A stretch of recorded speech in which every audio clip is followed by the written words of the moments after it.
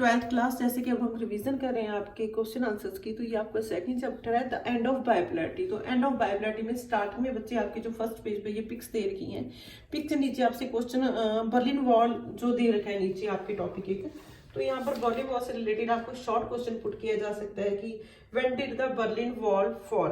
तो नीचे इसके आंसर दे रखे कि बर्लिन वॉल फॉल नवंबर 1989। ठीक है, तो नेक्स्ट ये यूएसएसआर से रिलेटेड है, क्योंकि इस चैप्टर में जैसे कि फर्स्ट चैप्टर में आपने पढ़ा था कि यूएस एंड यूएसएसआर दोनों में कोल्ड वार थी, यूएस एंड यूएसएसआर में। तो देन इस चैप्टर में क्या है, यूएसएसआर का डिसइंटीग्रेशन हो जाता है, यानी कि यूएसएसआर खत्म हो जाता है and only one super power के रूप में ऊपर का जो सामने आता है यूएसए। तो यूएसएसआर से रिलेटेड अगर आपसे पूछ लिया जाता है कि फुल फॉर्म ऑफ यूएसएसआर, तो आपके चैप्टर के स्टार्टिंग में अगर आप देखेंगे तो फर्स्ट पेज में यूएसएसआर की फुल फॉर्म दे रखी है the union of Soviet socialist Republic, ये आपने लर्न करनी है। एंड इससे रिलेटेड अगर आपसे क्वेश्चन पुट किया जाता है कि what is the new name of USSR, disintegration होने के बाद उसका न्यू नेम क्या था, तो दैट न्यू नेम था रशिया।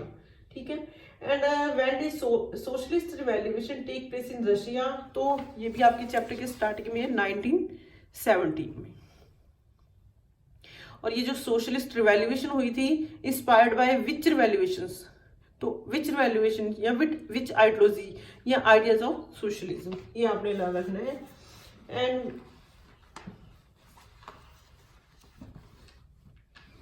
नेक्स्ट आपके जो नीचे क्वेश्चन है कि यहाँ से आपसे पुट किया जा सकता है कि why Soviet economy more developed after the Second World War. तो उसका आंसर आपकी बुक में दे रखा है बच्चे, इस पैसे में अगर आप ध्यान से रीड करोगे तो वो डेवलप कैसे हुई थी आफ्टर सेकेंड वर्ल्ड वॉर के बाद। तो उसके जो मेन पॉइंट्स हैं यहाँ दे रखे हैं, जैसे कि कॉम्प्लेक्स कम्युनिकेशन, इसको आप थोड़ा डिटेल में लिख सकते हैं कि जो Soviet union had complex communication network, it had vast energy resources including oil, iron, steel, ये आपकी बुक में लिखा हुआ है बच्चे, यहीं से बोल रही हूँ मैं।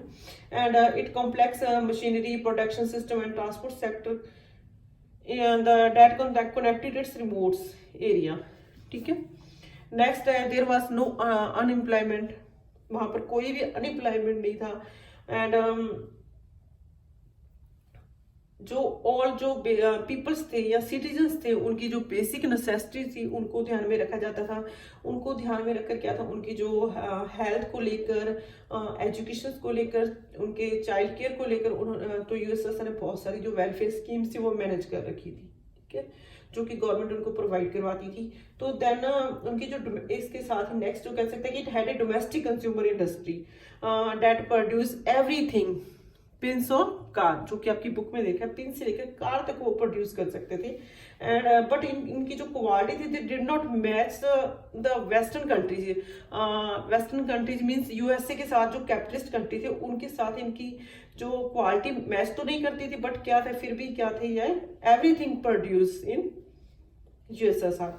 तो एक इसका मेन क्या था, state ownership was the dominant from of ownership, क्योंकि वहां पर जो सब कुछ था स्टेट के ऑनरशिप के अंडर था।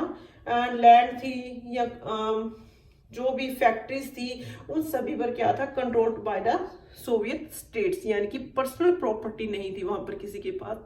सभी क्या था, जो सभी कंट्रोल था वो स्टेट के हाथों में था। तो ये आपका यहाँ से ये जो मैंने फैक्टर्स अभी बोले हैं या मेन फीचर्स जो जिन्होंने की यूएसएसआर को एक डिवेल्प होने में हेल्प की, तो वो फैक्टर्स यहाँ तक दे रखे हैं आपके। आगे जो ये जो पैसिव दे रखा है, इसको अगर आप ध्यान से पढ़ोगे तो इसमें क्या वीक पॉइंट्स दे रखे हैं कि यूएसएसआर के वीक पॉइंट कौन से थे। तो उनके वीक पॉइंट क्या थे, फर्स्ट वन पार्टी रूल था, उनकी जो सिटीजन्स थे उनकी लाइफ आप लिख सकते हो कि जो ब्यूरोक्रेटिक सिस्टम था, फर्स्ट उनका जो सिस्टम था वो ब्यूरोक्रेटिक सिस्टम था। एंड जो पीपल्स थे, सिटीजन्स की life was very difficult and lack of democracy, absence of freedom.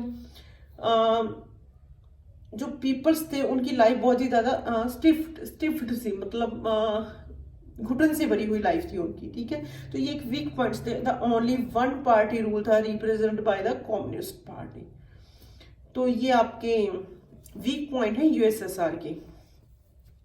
And जो यूएसएसआर था, अगर आपसे पूछा जा सकता है यूएसएसआर का जो ग्रुप था उसमें कितने कंट्रीज इंक्लूड थे, तो वो आपने लर्न रखना है कि 14 कंट्रीज इंक्लूड थी, जो कि एक ग्रुप बना था यूएसएसआर।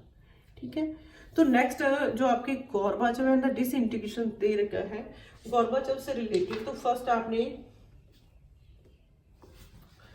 गोर्बाचोव के अगर क्वेश्चन पुट किया जा सकता है कि give the introduction of Gorbachev, तो आप क्या लिखोगे, आपके चैप्टर के बिल्कुल स्टार्टिंग में दे रखा है कि Mikhail Gorbachev was the general secretary of communist party इन 1985।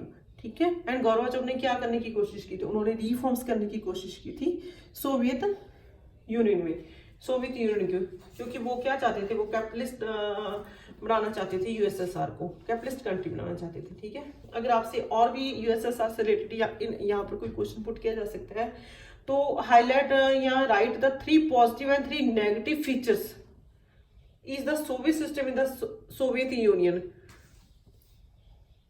तो 3 पॉजिटिव और 3 नेगेटिव फीचर्स अगर आपको लिखने पड़े सोवियत यूनियन के, तो कौन कौन से लिखेंगे?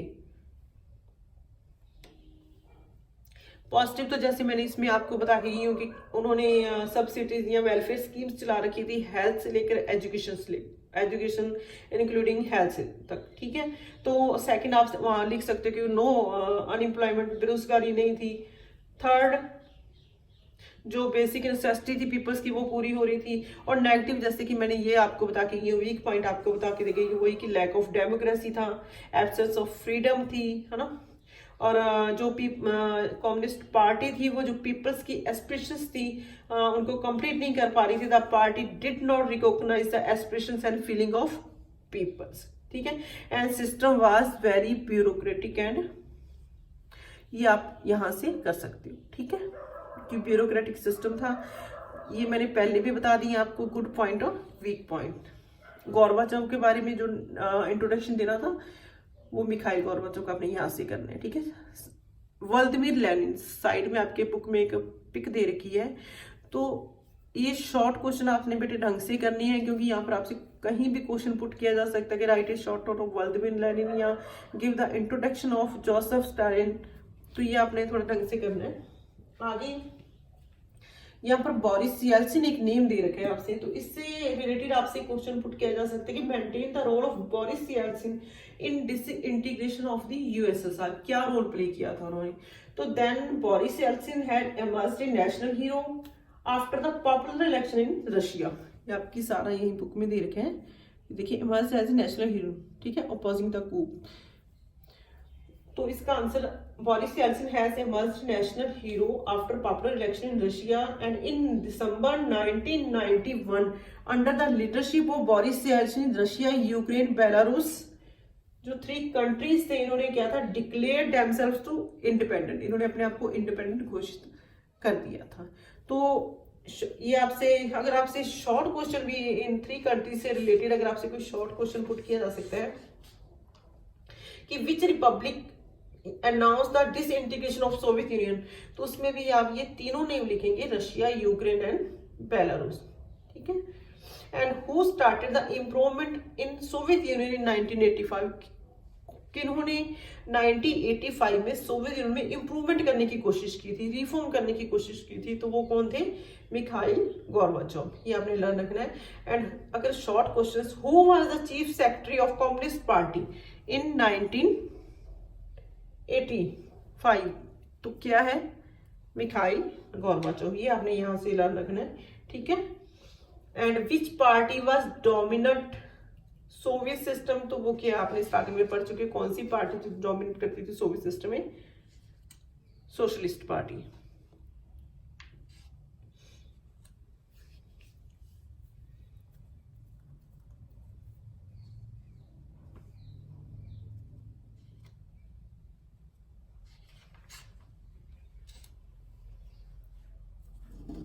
तो यहाँ तक आपके जितने भी क्वेश्चंस आ रहे थे वो मैंने बोल दिए दोनों पेजेस पर।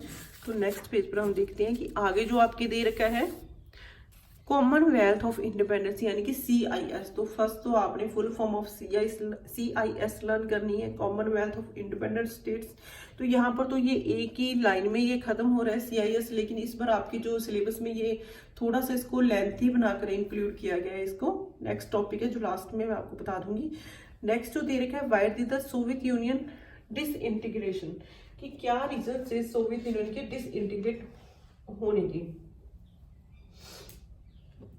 तो कौन कौन से रीजंस थे? फर्स्ट तो आप दे सकते हो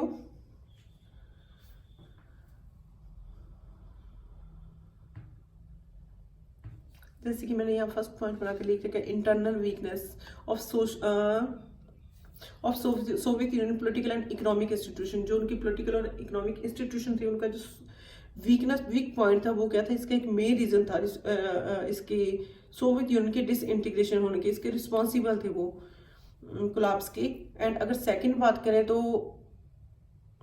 जो मिलिट्री, एक्सपेंसिव मिलिट्री, यानी कि एक तो बहुत ज्यादा USSR था जो बहुत मिलिट्री पर अपने बहुत ही ज्यादा जो मनी स्पेंड कर रहे थे, ठीक है, उसको मेंटेन रखने के लिए, न्यूक्लियर वेपन्स को मेंटेन रखने के लिए वो बहुत ही ज्यादा मनी स्पेंड कर रहे थे। तो एक मेन रीजन था ये सोवियत यूनियन की डिसइंटीग्रेशन होने का। और नेक्स्ट अगर बात करें तो अवेयरनेस ऑफ सिटीजन्स, जो USSR के पब्लिक थी या पीपल्स थे, उनमें क्या अवेयरनेस आ गई थी।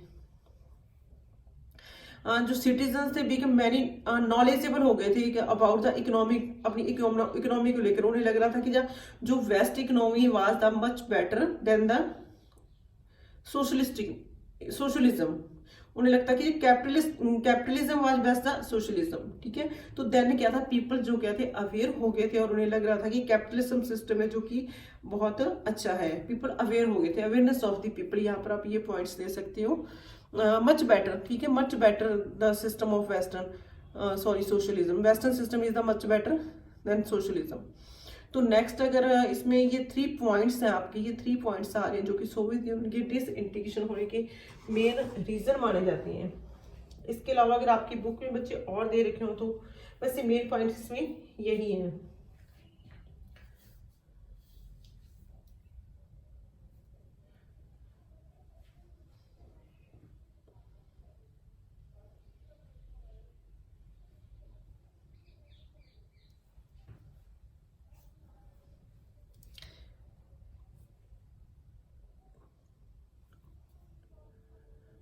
तो जो इसके आगे जो नेक्स्ट क्वेश्चन है हम नेक्स्ट वीडियो में करेंगे। आप एक बार यहाँ तक प्रॉपर कवर कर लेना, सॉरी यहाँ तक जितने भी एक बार रीड कर लेना। यहाँ पर आपको जितने भी क्वेश्चंस हैं मैंने लगभग करवा दिए जो आपके चैप्टर से रिलेटेड है। एक साइड में ये दे रखा है निकिता ख्रुश्चेव, तो ये आप थोड़ा सा इसको इंट्रोडक्शन इसकी रीड कर लेना।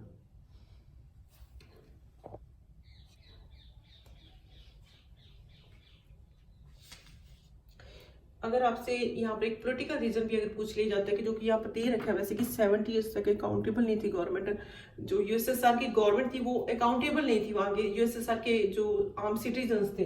तो उनको लेकर अगर आपसे ये क्वेश्चन पुट किया जाता है कि what were the political reasons for the disintegration of USSR, तो पॉलिटिकल रीजन आप यही लिख सके कि the communist party of Soviet union had ruled 70 years on USSR but it was not accountable to peoples के प्रति वो जवाबदेही नहीं थी, ठीक है। तो ये पॉलिटिकल आप रीजंस में लिख सकते हो, क्योंकि वहां का जो एडमिनिस्ट्रेटिव सिस्टम था वो क्या था, स्टिफलिंग था, एंड पीपल्स के साथ जो फ्रीडम नहीं थी, वो अपनी लाइफ को क्या है वो एंजॉय नहीं कर पा रही थी, उनको अपनी जो बात रखने का राइट नहीं था, ठीक है। पॉलिटिकल अगर आपसे पूछ लिया जा सकता है, वैसे पॉलिटिकल रीजन में मेन रीजन तो आपका यही है कि 70 ईयर्स तक रूल करने के बाद भी क्या वहां की जो गवर्नमेंट थी पीपल्स के प्रति अकाउंटेबल नहीं थी, वहां पर करप्शन बढ़ रहा था, ठीक है। मेन क्या था, वहां पर करप्शन बढ़ रहा था और जो गवर्नमेंट थी वो अनविलिंग थी, जो वहां की पीपल्स है उनके प्रति अनविलिंग थी। तो देन क्या था, एक वहां की जो इकोनॉमी थी वो स्टैग्नेशन हो गई थी, ब्यूरोक्रेटिक सिस्टम बढ़ गया था। तो क्या था, सिटीजन क्या थे, अनहैप्पी थे गवर्नमेंट के रूल से। तो आप एक बार यहां तक कर लेना, जो नेक्स्ट क्वेश्चन है मैं नेक्स्ट वीडियो में बता दूंगी।